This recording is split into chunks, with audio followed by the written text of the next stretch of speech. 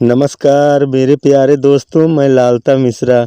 आज मैं उस परम विरक्त महात्मा सुखदेव मुनि की कथा सुनाने जा रहा हूँ। मेरे प्यारे दोस्तों, आपने भागवत कथा तो कई बार सुना होगा, लेकिन आज मैं उनकी कथा सुनाने जा रहा हूँ जिन्होंने भागवत कथा पहली बार राजा परीक्षित को सुनाया था और 7 दिनों में मोक्ष प्राप्त करवा दिया था। मेरे प्यारे दोस्तों, ऐसे विरक्त संत महात्मा की कथा मैं लेके आया हूँ आप सबके लिए। आप लोग ध्यानपूर्वक सुने। एक बार क्या होता है कि भगवान शिव शंभु ध्यान मग्न बैठे होते हैं और माता पार्वती उनकी सेवा कर रही होती हैं। तभी वहाँ पे देव ऋषि नारद जी आए। नारद जी आके जिज्ञासा जगा देते हैं जहाँ भी जाते हैं वो। उन्होंने माता जी से पूछा, माता जी ये जो भोले बाबा के गले में नर मुंडों की माला पड़ी हुई है, ये सब किसके सर हैं जो ये लटकाए हुए घूम रहे हैं? अब माता जी ने तो बहुत दिमाग पे जोर मारा पर उन्हें कोई समझ में नहीं आई। उन्होंने कहा, आज तक भोले बाबा ने हमें बताया ही नहीं, या हमने कभी आज तक पूछा ही नहीं। अब की मैं पूछूंगा। अच्छा याद दिला दिया नारद मुनि आपने, अब मैं ज़रूर पूछूंगी महादेव बाबा से। यूँ कह के नारद जी तो अपना चल दिए। तभी भोले बाबा की आँख खुली। बोले, अरे बाबा नारद जी कहाँ जा रहे हो, रुको। बोले, महाराज मैं बहुत देर से यहाँ माता जी से सत्संग हो रहा है। आपको तो पता है मैं 2.5 घड़ी से ज़्यादा कहीं रुक ही नहीं पाता, इसलिए अपना समय पूरा हो गया, अपने राम तो चल रहे हैं अब। ये कह के नारद मुनि तो चले गए। लेकिन अब देवी जी भोले बाबा की तरफ देखने लगी। भोले बाबा समझ गए नारद जी अभी अभी गए हैं, कोई ना कोई पट्टी ज़रूर पढ़ाई होगी। देवी जी ने कहा, ये बताओ प्रभु, ये आपके गले में जो नर मुंडों की माला पड़ी हुई है, ये सब किसके सर हैं? बोले देवी, हंसने लगे भोले बाबा। बोले, देवी ये सब आपके ही सर हैं। जितनी बार आप पैदा होती हैं, आप मरती हैं, मैं आपके प्रेम में इतना व्याकुल हो जाता हूँ कि आपके सर को लटकाए घूम रहा हूँ मैं। ये सब आपके ही सर हैं। देवी जी तो बड़े आश्चर्य में पड़ी। बोले, भोले बाबा फिर आपका सर कहाँ है? देवी जी ने कहा, हम तो अमरनाथ हैं, हमने अमर कथा का पान किया है, इसलिए हमारी मृत्यु नहीं होती। अब देवी जी उनके पीछे पड़ गई कि भोले बाबा ये अमर कथा क्या है, हमें भी सुनाओ, हमें भी सुनना है अमर कथा, हमें भी अमर होना है। आपने तो मृत्यु हमारे पीछे लगा रखी है कि हर बार मैं ही मरती हूँ, आप तो अमरनाथ बने हुए बैठे हैं, हमें भी सुनाओ ये अमर कथा। देवी जी हट पे अपने अड़ गई। अब भोले बाबा तो बोले, चलो ठीक है, एक पत्नी को कैसे मना कर दें। भोले बाबा ने कहा, जाओ देखो देवी, यहाँ कोई आसपास जीव जंतु मनुष्य कोई है तो नहीं, क्योंकि जो ये अमर कथा सुनेगा वही अमर हो जाएगा। देवी जी गई, देख के आई। भोले बाबा ने ऐसा डमरू बजाया कि जितने भी वहाँ पे कीट पतंगे पशु पक्षी थे सब पलायन हो गए, सब भागने लगे, दूर चले गए। देवी जी गई, देख के आई, कहीं कोई नहीं दिखा। एक छोटा सा अंडा पड़ा हुआ था सुख का वहाँ पे। अरे उन्होंने कहा, ये अंडा कितना सुन लेगा कथा, ये कहाँ सुनेगा। ये कह के देवी जी चली आई। बोले, हाँ बाबा आप सुनाओ, अब तो कोई नहीं है। भोले बाबा बोले, लेकिन आपको हुक्का भरना पड़ेगा देवी जी, अगर मैं कथा सुनाऊँगा तो बीच बीच में। बोले, ठीक है बाबा आप सुनाओ। अब बाबा जी कथा सुनाने बैठ गए ध्यान मग्न होके। देवी जी सुनने लगी और अमर कथा का प्रताप, उस अंडे के अंदर चेतना जागृत होने लगी, प्रकाश पुंज होने लगा वो अंडा। अमर कथा जैसे जैसे बढ़ती गई आगे को, गूढ़ रहस्य में जब भोले बाबा समझाने लगे, तभी देवी को गहरी नींद आ गई। माता जी तो नींद में सो गई, लेकिन वो अमर कथा के प्रताप से उस अंडे में एक बच्चे का प्रादुर्भाव हुआ और वो प्रेम से हुक्का भरता रहा और भोले बाबा की कथा चलती रही। जब भोले बाबा पूरी कथा समाप्त करके जोर से जयकारा लगाया कि बोल राधे कृष्ण की जय, देवी जी की आंख खुल गई। बोले, बाबा क्या हुआ, अभी तो यहाँ पहुँचे थे आप? बोले, क्या हुआ, मेरी तो पूरी कथा समाप्त हो गई, क्या तुम सुन नहीं रही थी क्या? बोली, बाबा हमें माफ़ करना, मुझे पता नहीं कैसे नींद आ गई थी। बोले, अच्छा देवी आपको नींद आ गई थी, तो फिर ये हुक्का कौन भर रहा था? जाके देखा दोनों लोगों ने तो एक छोटा सा सुख का बच्चा वहाँ बैठ के प्रेम से हूँ हूँ कर रहा था और भोले बाबा की कथा पूरी सुन ली। भोले बाबा ने बोला, इसने हमारी चोरी से कथा सुनी है, इसलिए मैं इसे आज बिना मारे छोड़ूंगा नहीं। भोले बाबा अपनी त्रिशूल उठा के और उसके पीछे भाग लिए। सुख तो अपना तोते का देह वहीं त्याग दिया।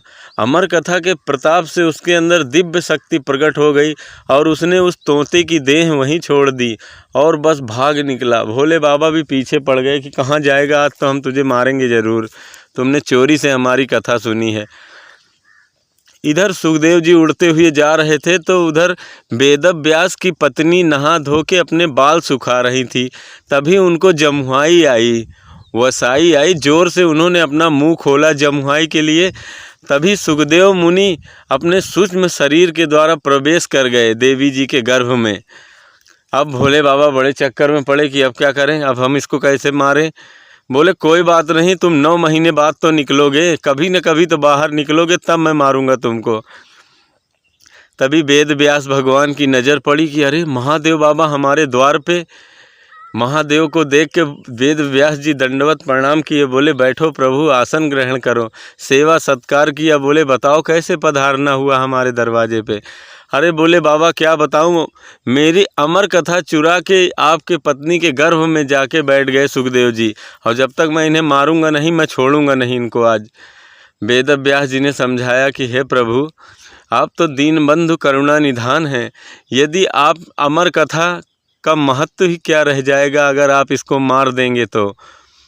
और अगर इसने अब अमर कथा पूरी सुन ली होगी तो ये मरेगा ही कहाँ। और आप तो सारी सृष्टि के मालिक हैं, आप चाहो तो इसे मार सकते हो, लेकिन फिर अमर कथा कौन सुनेगा, इसका महत्व ही क्या रह जाएगा। भोले बाबा की बात समझ में आ गई। उन्होंने कहा ठीक है, मैं तुम्हें आशीर्वाद देता हूँ कि जो तुम्हारी पत्नी के गर्भ से बालक पैदा होगा वो परम संत विरक्त महात्मा होगा और ब्रह्मा से भी ज़्यादा ज्ञानी होगा, परम ज्ञानवान होगा वो। यूँ वरदान देके भोले बाबा तो चले गए। वेद व्यास जी बोले महाराज अब निकलो, हो गए, भोले बाबा गए, अब कोई खतरा नहीं है। पर सुखदेव मुनि गर्व से बोले कि मैं बाहर आऊँगा तो यहाँ भगवान की माया मुझे पकड़ लेगी। जो इस धरती पे जन्म लेता है मनुष्य के रूप में, नारायण की माया उसे पकड़ लेती है। इसी घर परिवार में उलझ के अपना पूरा जीवन बिता देता है व्यक्ति। मैं नहीं जन्म लूँगा, यदि अगर मैं जन्म भी लूँगा तो नारायण स्वयं आके हमारे सर पे हाथ रख के बोलेंगे कि तुम्हें हमारी माया नहीं परेशान करेगी, तब मैं जन्म लूँगा।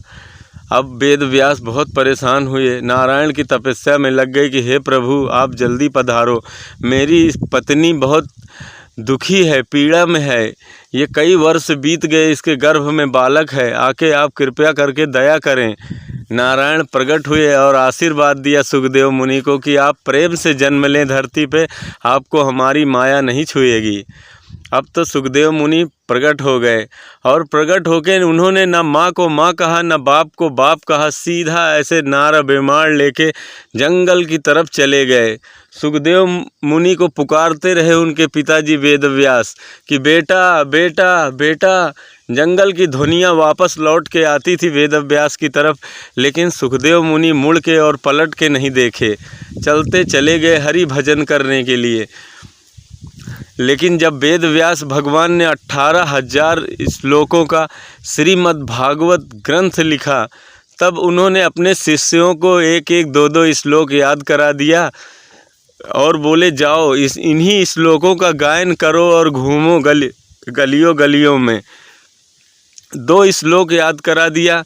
जब सुखदेव मुनि के कान में पहला श्लोक पड़ा और सुखदेव मुनि ध्यान समाधि में डूबे हुए थे, तभी उनके कान में एक श्लोक पड़ा। भगवान की माधुरी का वर्णन था कि किस प्रकार भगवान दिखते हैं, पूरा कैसी उनकी छवि का वर्णन था कि वरहा पीडम नटवर बपु कर्णयो कर्णिकारम विप्रदवासः कनक कपिशं वैजयन्तीं च मालां रन्ध्रान् वेणोरधर सुधयां पूर्णयन् गोपवृन्दे वृन्दारण्यं स्वपदि रमणं प्राविशद गीत कीर्तिम।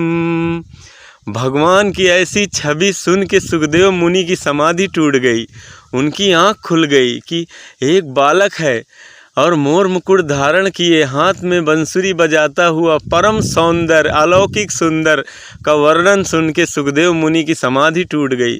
तब तक दूसरा श्लोक भी उनके कान में पड़ गया। कीयम बकीयम स्तन कालकूटम जिघांसयाय यदब साध्वी लेभे गतिम धातृचिताम ततोन्यम कंबा दयालुम शरणम प्रजेमा। इस श्लोक को सुना सुखदेव मुनि तो खड़े हो गए। इसमें वर्णन था कि जो पूतना भगवान कृष्ण को जहर पिला के मार देना चाहती थी, उसको भी भगवान श्री कृष्ण ने अपनी माँ का दर्जा दिया, वैकुंठ प्राप्त हुआ उस पापिनी पूतना को। ये सुन के सुखदेव मुनि दौड़े दौड़े गए उन चेलों के पास, बोले भैया बड़े प्यारे श्लोक सुना रहे हो, दो चार ऐसे और सुना देते। उन्होंने कहा कि हमारे गुरु जी ने बस इतना ही सिखाया है, अगर आपको ज़्यादा सुनना है तो फिर हमारे गुरुदेव के पास चलो। उन्होंने 18,000 ग्रंथों एक काव्य की रचना की, श्रीमद् भागवत कथा। ऐसे ही प्यारे प्यारे बहुत श्लोक हैं। सुखदेव मुनि को देखा वेद व्यास जी की चले आ रहे हैं सुखदेव मुनि, जो बेटा 12 वर्ष पहले पीछे मुड़ के भी नहीं देखा, वो भगवान की मधुर कथाओं के पीछे भागता हुआ चला आ रहा है। ये है परमात्मा की मधुर कथा श्रीमद् भागवत कि जो विरक्त हैं यप प्रजंत एकदम भगवान सुखदेव किसी चीज़ में लिप्त नहीं है, वो भगवान की इस कथा को सुन के दौड़े भागे चले आए वेद व्यास के पास और पूरी श्रीमद् भागवत कथा सुन के गदगद हो गए। और इन्होंने ही श्री महाराज परीक्षित को ये भागवत कथा 7 दिन में सुना के उनको मोक्ष की प्राप्ति कराई थी इस भागवत कथा से। मेरे प्यारे मित्रों, मेरे प्रभु प्रेमियों, आपको अगर ऐसी और कथाएं सुनना है तो आप हमारे चैनल को सब्सक्राइब कर सकते हैं। हम फिर मिलेंगे अगले वीडियो में, तब तक के लिए जय श्री राधे कृष्ण।